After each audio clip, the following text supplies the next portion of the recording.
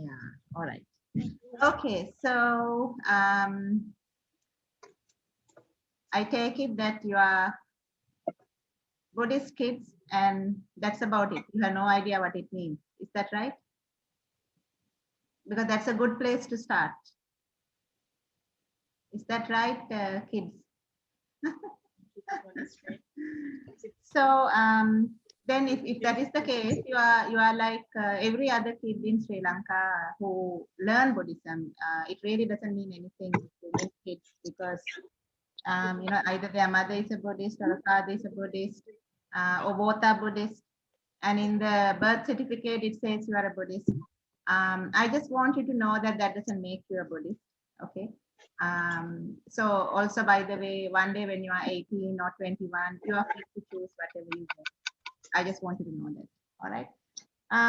So we are going to tell you what Buddhism is, so that you know what Buddhism is and you can decide. And I certainly encourage you to read about other religions also.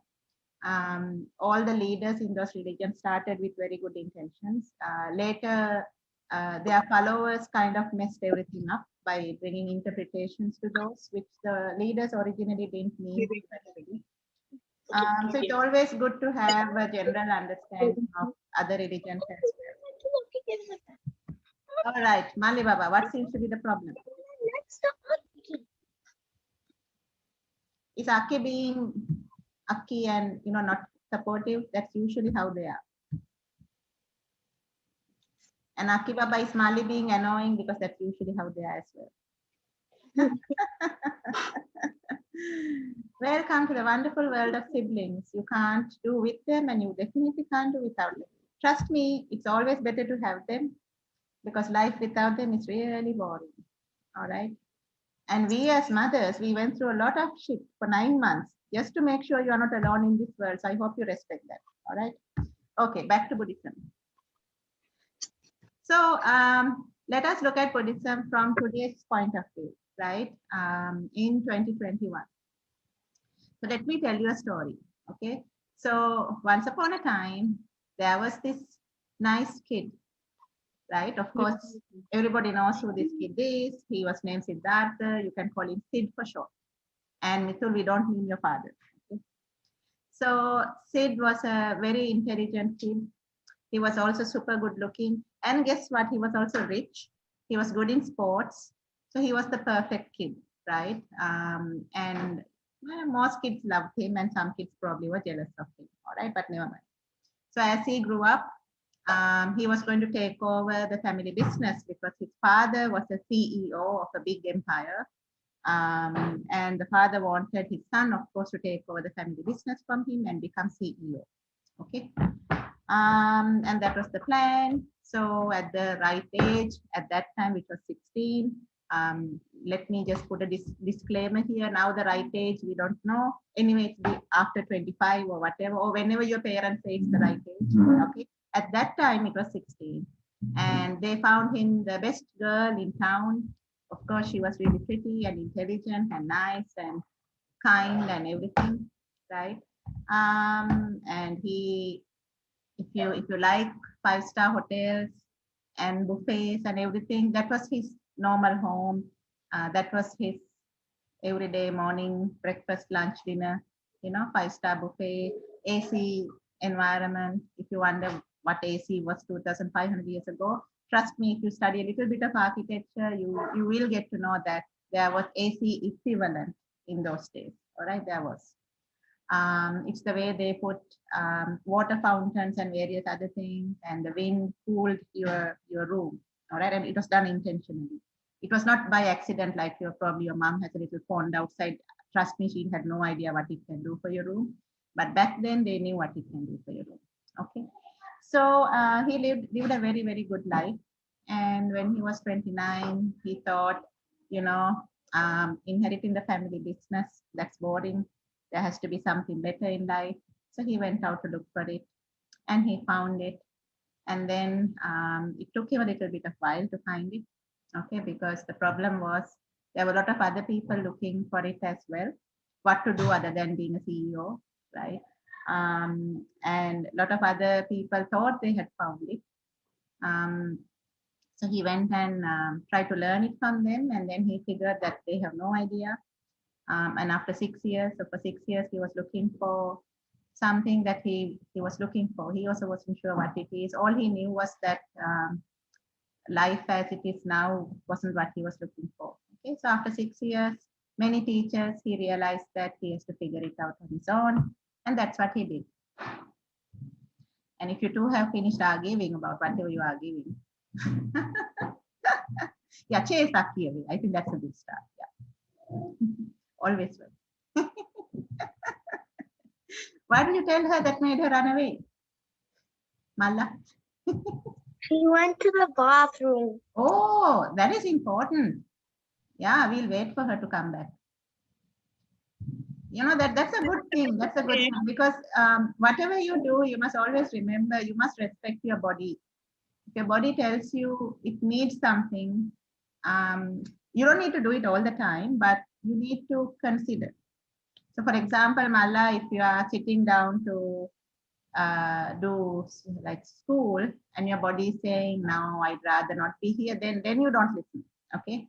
But if your body says something like, I'm hungry, and it is actually close to a meal time, then you must listen. So you have to always think about whether you are going to listen or not. But the first step is to understand what your body is telling you. Nadisha, please continue. She might take a while. Okay, all right. Mala, does your body ever tell you to have a bath? Mala. No. Okay. All right. It will not take until then. You just trust your mother. Okay, just trust your mother. Hey, Aki, good to have you back. All right. So this young guy, by the time he was 35, he figured out what he wants, and he was very happy with what he figured out. And for another 45 years, he thought, let me share this with others. Okay. And guess, yes, darling. Are you all right, Aki? Aki looks more than all right. Yeah, perfect. So this person at 35, he stopped calling himself Sid, and he called himself the Buddha. All right, have you heard of that? Have you heard the word Buddha before? Malla, have you heard?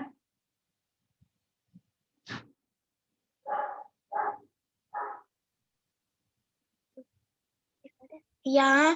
Ah, very good. Okay. So the person who we refer to as a Buddha, yeah, he was a child like you, okay, like Aki and Mali and Mithulaya here. He was a child like you. Later he grew up and he was an adult like when your mom and dad was, all right, when they were young. And at the age of 35, he became something that none of us are. Okay, it is called an enlightened being. And this is far above your age group. Okay.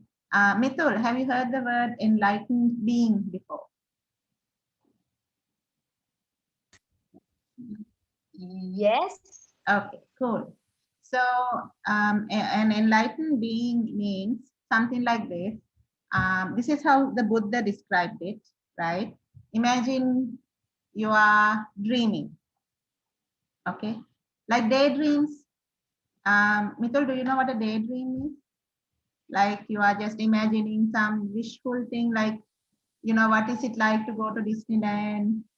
Maybe after COVID and Ami gets a big fat bonus and so does Tati.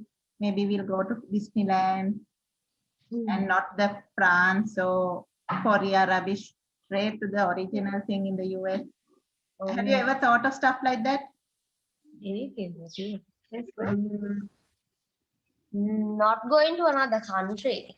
Okay. Then what? Eating sushi. Oh, wow. Okay. We are back to sushi again. No, very good. You are so close to getting enlightened than any one of us. Because if that is what you want, you are way ahead of us. Aki, do you have any dreams? Aki Baba? No. No, you don't want to be what? I don't know what you kids want to be these days, honestly. All right. So what he said was this Buddha, enlightened being, what he said was, you are living in a dream world, an imaginary world. Okay, Mithu, like daydream. Imagine you are thinking of eating sushi now. If you're thinking of eating sushi now, it's not real, right? It's in your mind. Yeah. So the Buddha said that is how you are living life. You are living it in your mind, in a dream, you are just imagining stuff. And he said he was also like that. And he said, one day I woke up, right? And now I'm not in that dream anymore. And that's what he meant by being enlightened, an awakened being. So just know that and forget about it, okay? Just know that, so that one day you will understand what it is all about. But that is what a Buddha means. It doesn't mean anything else. Do you know that he's not a god, kids? Afki, Mali, Mitrulaya, do you know that the Buddha is not a god? Yes. Okay.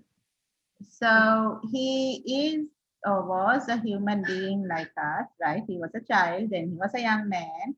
And then at the age of 35, he figured out something that many of us would like to figure out ourselves, right? But he still was a human being. So what do you think happens to human beings when they grow old? Like, so he eventually became 80 years old. What do you think happens when you are 80 years old? You die of old Exactly. age. You die of old age. So do you think he got sick like we get sick? No, Why not, darling? He's human. Why would he not get sick? because he is an enlightened being. No, darling. So enlightenment is only in the mind. So remember I told you, he said that we are living in our mind in a dream, just imagining stuff. So enlightenment is simply not imagining stuff, not living in a dream, and just living. It's in the mind. It's not in the body. So his body is no different than your body. Okay. If he was living with us today, most probably he'll get COVID. All right. Because his immunity wasn't that strong. The 6 years that he was trying to learn to get enlightened, he really did some stuff to his body, which left his body quite in a weak state. So as you know, COVID can be got by anybody whose immunity is not so great. So I have a feeling if he was around, he would certainly get COVID. Yeah, so we should definitely give him the 2 injections. Okay. So yeah, so he got sick and he passed away, all right, at 80. So that is his story. Now, the difference between him and us is, when we die, what do you think happens when we die? I don't know. Hmm?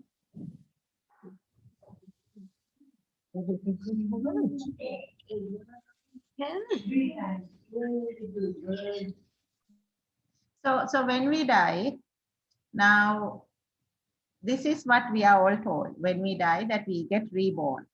Okay. Now, do I know this? I have no idea, right? Apparently, we have got born again and again and again, and this is what it is told. Now, none of us remember this. And this part of it, we go by theory. Okay. So the difference between him and us is, when he passes away, he will not come back again. Now, you may find this difficult to believe, Mithul, but many of us, including your mother, think it's a good thing that when you die, you don't come back. Okay. Now, if life is all about ice cream and sushi and video games, you might wonder what is wrong in coming back. Yeah, so that's okay. One day you will understand that why some of us think it's good, it's a cool thing if we can die and not come back at all. All right. So so we can leave that also for some other day. Call me when you're 26 one day. All right. Or married and having your first child. Yeah, I think that's better. That is when you will never want to come back again. Somehow you kids help us in this journey. And thank you for that. All right. So so do you know Gatha like Buddham Saranam Gacchami? Akibaba, Malibaba, do you know Buddham Saranam Gacchami? Yes. Aki and Mali, do you know? Yeah. Buddham Saranam Gacchami, do you know? I know what it is, but I don't really know the words. Meaning of it. Yeah. Well, I don't think your mom also knows, so don't worry. When we were kids, we just say this like parrots. I don't think, Mithul, shall we ask your mom whether she knows what it is? Okay. Let's not put it on the spot. Yes. Adisha, I know. Ah, okay, good. I So, wasn't remember. so Buddhang Saranang Gacchami means I take refuge in the Buddha, right? Now, the Buddha passed away many years ago. It is safe to say, because now it is 2,600 years since he was born, it is safe to say that he passed away around 2,500 years ago. And we just now told that once he's gone, he doesn't come back. So we are saying, I want to take refuge in the Buddha. Do you know what refuge means? Like I want to, I don't know. I want to refuge usually means, you know, a person you go for help when you are totally messed up. So Mithul, when you are in trouble, you probably go to your mom or dad, right? Yeah. Aki and Mali, when you are in trouble, you probably don't know this, but you probably go to your mother and your father, right? And at school, you go to a teacher. So all the Buddhists in the world, we start by saying when we are in trouble or when we are not in trouble, either ways, we will go to the Buddha. How is that possible? He's not even here. Okay, so again, this is way above ages 9 and 10, but Nicole, I think you will get this. So what we mean by that is, darling, we are not asking for help. We are not praying to him because he's not a God. Okay, we are not asking him to pass our exam, or if mom or dad or somebody is sick, we are not asking him to make them better. All we are saying is we recognize him as an enlightened being, awakened person, and we want to also get awakened. That is all that we are saying when we say Buddham Saranam Gacchami. All right, Mithul, so I hope you understand that. And Aki and Mali, if you don't, that's cool, don't worry. Many Buddhists, very old in their age, they are just saying this with no understanding what it is, okay? So basically Buddhism is all about, you know, you have to help yourself and people around you. There's nobody coming to the rescue. If you need help, you know, you look at your parents first, your teachers. You need good friends. We call them in Buddhism Kalyana Mitra, good friends, absolute necessity. It will help if you are in good terms with your siblings and your cousins. So that is all the help you have in this world, buddy. That is all that is there. Okay. Everything else is just blah blah. People out of desperation, they ask for help from many other things. So people you will see, they will go and ask help from a tree. Yeah. Okay. They will go and ask help from a statue. They will go and ask help from a picture. Yeah. So good luck with all of that. But the only people in this world, on this planet, who can help you is your mother, your father, and a few other people who really care for you. So it's very important that you understand who those people are and you respect them, right? And you look after them. So that is all that is there for you, right? And I think it's a good thing. I think it's a good thing because So that is all that you need actually. Because the really serious stuff in life, like falling sick, growing old, dying, all those things, it's just going to happen. Whether we like it or not, whether we are ready or not, it's just going to happen. So have you seen expiry dates in the food you eat? Have you seen your mother, father always looking at the expiry date? Yes. Perfect. Aki and Mali, are you two fighting back there in Indonesia? Sometimes. Okay, that's nice. That's cool. I used to whack my brother. He was older to me, and he used to whack me back so much. I'm lucky I'm alive. But you know, Akis are good. Akis are good. I are very dangerous. So I stopped whacking him because I realized he could probably kill me. You know. But I have an elder daughter and a younger son, and I know Akis will never do that to a Mali. So Mali, go ahead and whack Akis. You are safe. Yeah. And Aki, once in a way, just when Ammi is not watching, give him one good shot, darling, and he'll never bother you again. Trust me. But just make sure Ammi doesn't see it, okay? Yeah, you need that, kid. Otherwise, this little pest will bother you your whole life. All right, back to Buddhism, which is all about love and kindness. All right. Okay. So, Buddha Saranam Gacchami is that, right? I want to get awakened from this dream state I am, and that is all that it is. So, if that is the case, what do you think Dhammam Saranam Gacchami is?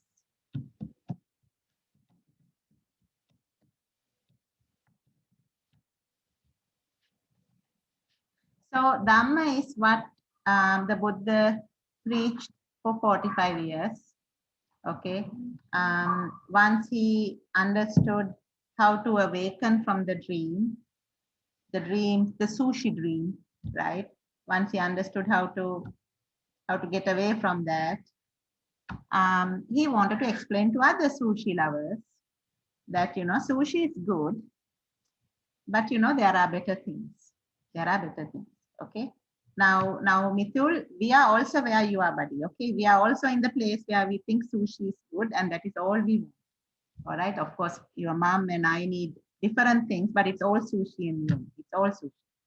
Okay. So you and we are no different. We are still looking for our sushi. So the Buddha, who doesn't need sushi anymore, and he thinks it's a better place to be, he then told other humans how to get away from the sushi. Okay, from this sushi thing. And that is what is called the Dhamma. So for 45 years, he said it in various ways. So if he came across you, Mithul, he will tell you how to get away from sushi. If he came and met your mom, he will tell you that, you know, strive for that turnover, strive for that profit, strive for that market share. But remember, end of the day, the result is not yours. All you can do is strive. Okay. If you met your father, I have no idea what he'll tell your father. Okay. If he met me, he will tell you are watching way too much Supernatural. Please focus a little bit more on awakening. All right. So he told people things relevant to that each person so that they understand. So that is the Dhamma. So when we say Dhamma Saranam Gacchami, all we are saying is we want to get awakened, and we know that the Dhamma is the path, is the way. Dhamma is the way. Like, for example, let's say, Mithul, you want to go to Indonesia and visit these two kids. Right now, why you would want to do that is beyond me. But let's say that you want to do that. Okay. So then what is the path? You get a ticket, you go to Katunayake Airport, and you hop onto a flight, and the flight takes you to Indonesia. That is a path. Similarly, if you want to get awakened, there is a path. Okay, there is a way. There are steps. Step 1, step 2, step 3. So Dhamma is that. So when we say Dhamma Saranam Gacchami, all we are saying is that we will take refuge in that path. So what do you think Sangham Saranam Gacchami means?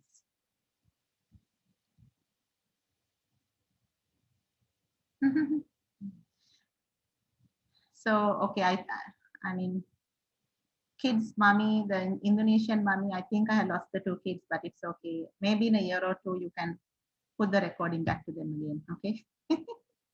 This might be slightly about him, but that's all right. So Sangam Saranam Gacchami refers to all the good people who are already on the path, right? And these people are not like your mom, me, your dad, who are trying to get onto the path. There are some people who are really on the path. Yeah. When you are in the path, you get some certificates, right? Akimali in Indonesia, do you know what certificates are when you pass an exam? Yeah, great. So in this also, this is not an exam because you can't study it and pass, but this is more like a, let's say, like some sports thing, right? When you train sufficiently enough, your coach will tell you, you are now at this stage.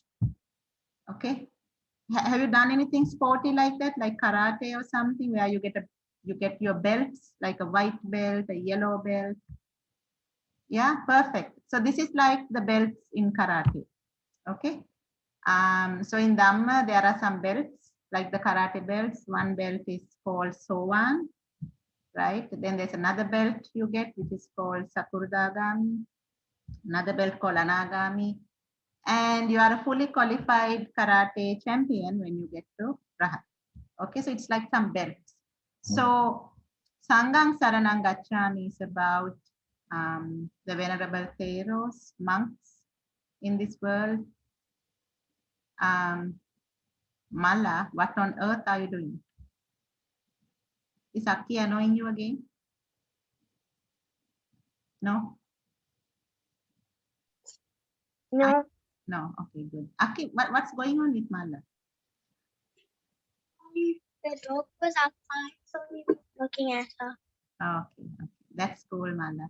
I'm just so glad you are listening. You know what they say about Dhamma? Dhamma is so useful. They say, for a Banagadara, imagine a monk is coming and a dog is sleeping outside and the dog sleeps right throughout the Bana. But even that is good for the dog. Okay. So similarly, I mean, you have very advanced brains. Humans have the most advanced brain on this planet.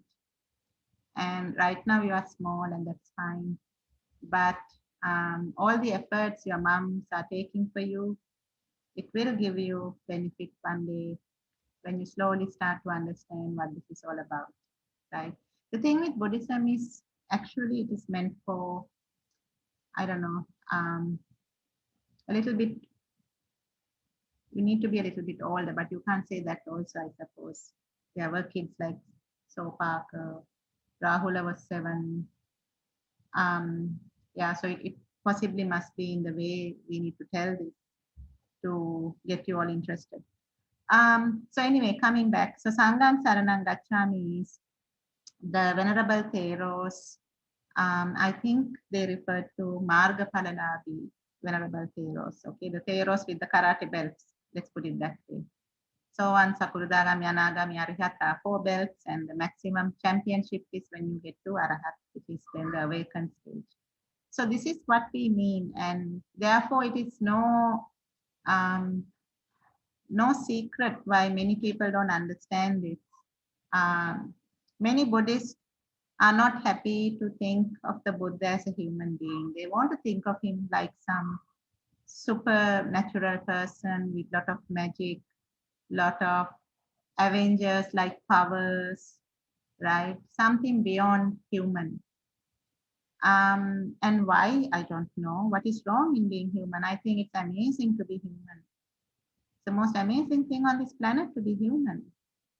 And then as a human to get enlightened, I think it's even more amazing. So I really don't know why people want the Buddha to be something else. And they have understood Buddhism so wrong that for the normal things that happen in life, I asked you whether you know what an expiry is. When we buy food from the supermarket, we always check for expiry dates. Similarly, when we are born, we come with expiry date. Okay, so next time you check It's printed somewhere here. Check, can you see? Aki, check in Mali whether you can see on the forehead the expiry date. No? Mala, can you see in Aki? No? All right. So that is how it is meant to be. You can't say it, but it's there. So when you are born, you know, with birth comes death.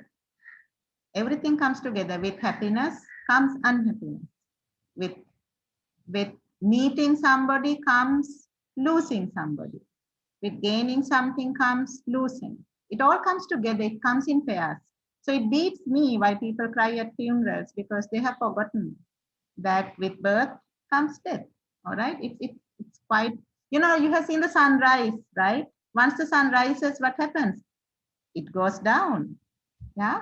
Have you ever seen the sun rise and stay there forever? No, it doesn't happen there. So everything you want to learn about life, you can learn through nature. If you just watch the birds, I don't know whether you two kids in Indonesia know, but Auntie Nilu, she likes to garden. If you can spend some time outdoors with nature, you will learn everything that you need to learn about Buddhism, right? Everything comes in pairs. With one comes the opposite of it. It always does. So if you really, really want something in life, you must go for it only if you're okay with losing it as well, right? So with birth comes death. When you get something, remember you will lose it one day. With happiness comes unhappiness. And that is how it is. So in this life, we will grow old. We will get sick many, many times, and then we will die. Okay, that's just how it is. Such a normal thing. And if you are not awakened, you will get born again. Yeah. And that will happen again and again and again until you get awakened. So people who really like this path, if you have ever wondered why you were born, apparently the answer is you were born so that you will not get born again. Apparently that is the answer. Okay. So then one day you will understand why Buddhism is not practiced in this manner, because very few people understand this, that you were born actually giving you this one chance to not get born again. Now, anything else you do technically is a big waste of time, but you need to do it out of responsibility to the people you love, people around you, and simply because Mithul, your mom and I can't work beyond a certain age. And by then you should be working, buddy. You should be earning and provide us with everything that we provided you, actually better. So food on the table, nice holidays, AC room. We want a car and a driver of our own. Okay, I hope you got the brief. Yep, that's the deal, buddy. So you do all of that, okay, first, and then you work on this soul awakening thing. We are cool with that. Just make sure you do both in this lifetime. And all we can do is hope that you have enough years to do it both. Okay? All right, so that is what Buddhang Saranang Gacchami, Dhamman Saranang Gacchami, Sanghang Saranang Gacchami means. And then the rest of it is about, you say it, I say this once, I say this twice, I say this 3 times. I don't know why, but this religion really loves saying things 3 times. Okay, so we'll just go with that. Don't worry about it. Maybe it just gets reinforced better. So maybe when you're studying something, you should study it 3 times. Maybe that is when it really goes to your brain. Then comes the 5 precepts. 5 precepts. Panatipata, Veramani, Sikkhapada, Samadhiya. Kids in Indonesia, have you heard this before? Panatipata, Veramani, Sikkhapada, Samadhiya. You haven't heard it. Wonderful. Excellent. Mommy in Indonesia, don't feel bad about this. Whatever my kids learn, they learned it at school because they had a Buddhism subject. Not that I was bothered. Honestly, I think, you know, they need to figure these things out themselves. All right, so there are things called 5 precepts. Those are like the 5 things you shouldn't do. Some 5 rules. Okay, those are 5 rules. Tell me of some rules. What are the rules you know? Do you have rules on television or how many video games you can play, or do you have rules on screen time? Yeah. What? She's asking what are the rules that you live with at home? Are the rules? One rule, Mithul. I know your mom would be having a rule book for you. The video. Things like that. Like, No. will mom let you do video games the whole day? No. See, that's rule number one. So how much time can you do video games? Is there a rule? Only weekends, There including you go. There you go. Including? Friday. Okay, perfect. See, that's the rule, right? Your mom allows you to play video games only weekends and Friday. Is there a number of hours in it? Yeah. How many? So Friday 1 hour, Okay, Saturday 2 hours, nice. and Sunday 2 hours. Very nice. So that's a rule. So similarly, Buddhists have 5 rules. Okay. Rule number 1 is you will not kill another being. Now, why do you think we have a rule like that?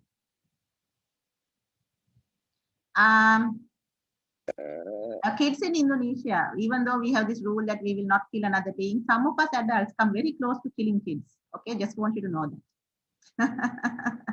There are occasions when we actually consider it.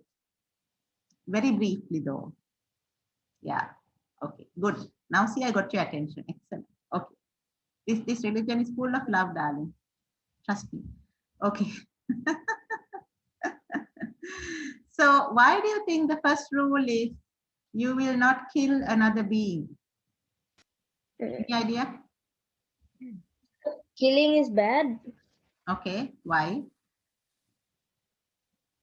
because you're ending someone's life Yes. And who is it bad for? for you. Really? I thought the guy or girl you are ending the life, that it's a bad deal for them, right? Why is it bad for you? Because it's a sin Who told you that? How do you know? from school. Ah, there you go. That's not good enough, buddy. No, it's a good starting point. It's a good starting point for sure, right? Just like, why do you think mom doesn't want you to watch video games the whole day, every day, 24 hours? Why do you think she put that rule? I know, other than for she's mom and she's annoying. What could be another reason? I haven't really thought about it that way. So if you now think about it, why do you think your mom is putting such a rule for you? Because it's good for me that I don't watch every day. Okay. If you watch every day, what will happen to you? If you watch 10 hours every day, what will happen to you? I'm not really sure. So what will happen to you is, darling, first and foremost, it will impact your eyesight. Okay. Secondly, you know, you have only 24 hours in a day. If you do video games for 10 hours, it will make you go cuckoo, nuts. Okay. The scientific proof that if you are going to spend 10 hours on video games every day, you are going to the loony bin. Have you heard of Angoda? Third thing is, because you have only 24 hours, when are you going to study? Because the way human life is now, school is from like 5 years old until you are about 18 or 19 years old. It's the most precious time in your life. You get it only once. So if you're going to spend 10 hours on video games, where are you going to put 6 hours of school in, 8 hours of sleep, and another few hours for eating and fighting with Malla and all those other things? You don't have time. So you have to prioritize, right? So that is why your mom has put the rule. She has put it to protect you. So even though it seems like she has put that rule because she's annoying, actually she has put the rule to protect you. Okay. So similarly, when we have a rule saying you shall not kill other beings, it is for our own protection. Of course, it's for the protection of others, but first and foremost, it's for our own protection. Okay. Aki and Mali in Indonesia, have you ever felt like, stomping on an ant just to see what happens to the ant?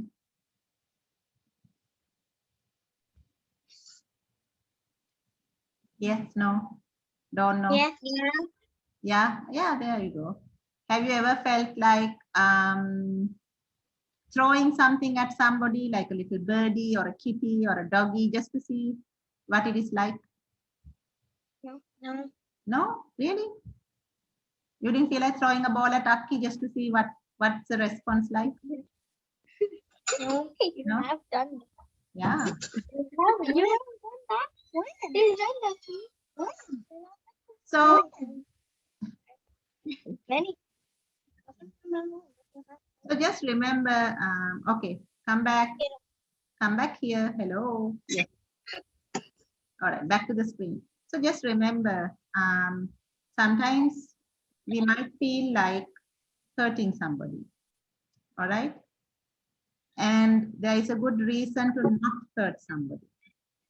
The reason you should not hurt somebody is because if you hurt somebody, that will come back to you and bite you. And this is how the rule goes. Hey kids, listen up. This is how the rule goes. If you hurt somebody, hello, Mala. Colleague Indonesia, hello. Okay. If you hurt somebody once, the way the rule goes is it will come and bite you minimum twice. That is usually how the rule goes. Mithul, you see where I'm coming from.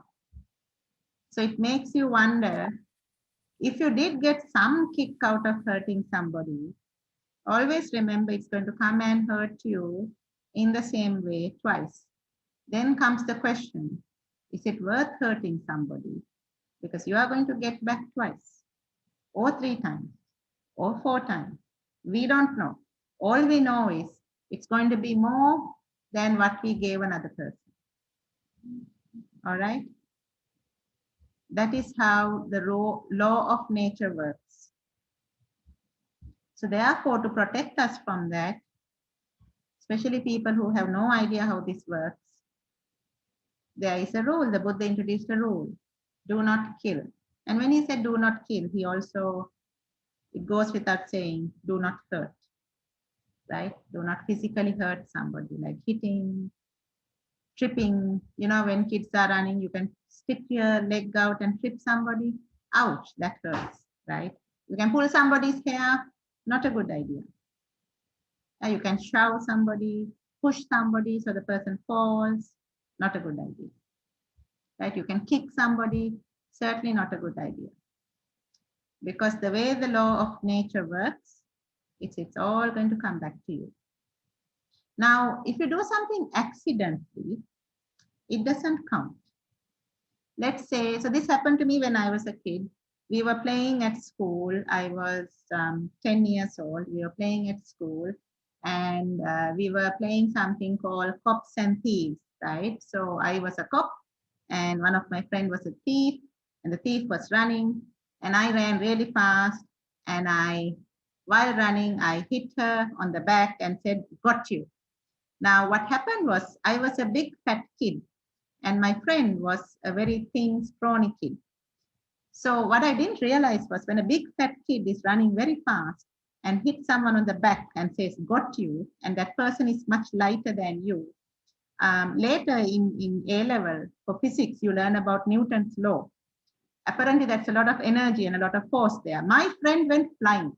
She went flying and she hit a wall and she fell down unconscious. And I was just 10 years old and I thought I had killed somebody. And there was blood coming from her head and I was totally freaked out, totally. And then everybody screams and teachers come running and you know, teachers, they're horrible. The first thing they ask is, who did this? And there was no way in hell that I was going to say that I did that, because I thought I was in serious trouble. So I said, I don't know. She hit a wall and she fell. And they took her to hospital, and then the doctor said, no, it's nothing. It was no operation, nothing. She just had a headache and she just couldn't remember, thankfully, that I hit her. And I carried this in my mind for a couple of days, thinking, what will happen if I tell people that I hit her and she went flying? And I wasn't sure. I knew about this Panatipata business. Now I wasn't sure. Am I guilty? I of course I didn't mean it, right? I didn't mean it. We were playing, but I wasn't sure. So it is safe to say that I never told it to anyone because I always thought that I'll be arrested or something. Even after I realized that my friend is perfectly fine and she's not going to die. It was years and years and years later, I think, that I told my mother. And yeah, so much later in life only I realized when I was teaching Buddhism to kids that intention is what matters and not the action. I wish somebody had told me then back then, because I would have owned up to it immediately that, look, this was an accident. I really didn't mean it. I didn't know it then, and I thought my action caused something serious to happen. And I thought, that I was a bad person. And I didn't want others to find out that I was a bad person.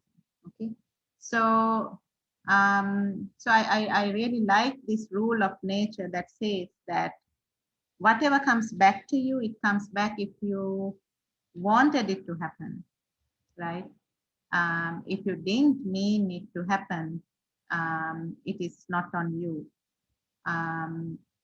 I told my friend, of course, a couple of years later what happened, and I promised her to not tell anyone. My friend was like, I understand. You didn't want to hurt me. I was like, yeah, I know you understand. But I'm not really sure whether the teachers or your mother or my mother will understand that I really didn't want to hurt you. So we both decided that, we don't need to talk about it.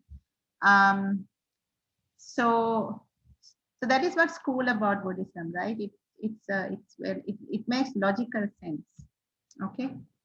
So I think I'll stop there, and next week or whenever we meet again, I'll tell you about the other 4 rules. They are equally cool rules. Mothers on the call, don't worry. I will not go to the 3rd rule. You can relax. You must be worried otherwise. What on earth will this woman talk about in the 3rd rule?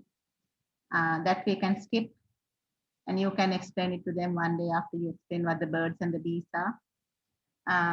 But rules like I shall not lie, I shall not steal, I shall not have alcohol. Those are really cool rules, and I'll tell you all about them. Okay?